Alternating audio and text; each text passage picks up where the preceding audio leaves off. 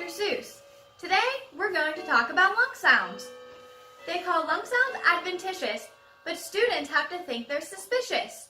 All these fancy phrases and words, sometimes we're not sure what we've heard.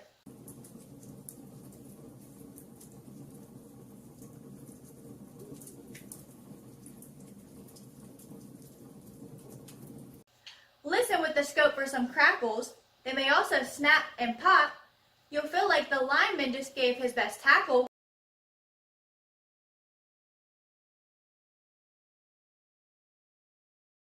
You'll beg your nurse to just make it stop.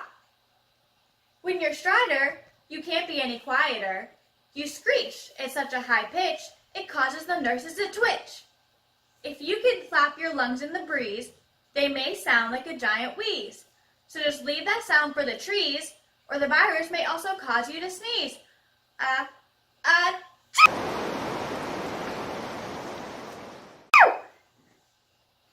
With this one, your patient should cough. That might expel the junk in the bronchi.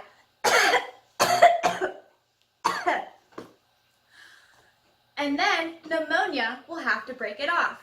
It's a low-pitched snoring called rhonci. When the leaves start falling, you'll need a rake. At the same time, pleural friction rub is calling. But he isn't our good friend named Jake. Jake? Jake! The pain in the sound really is quite appalling.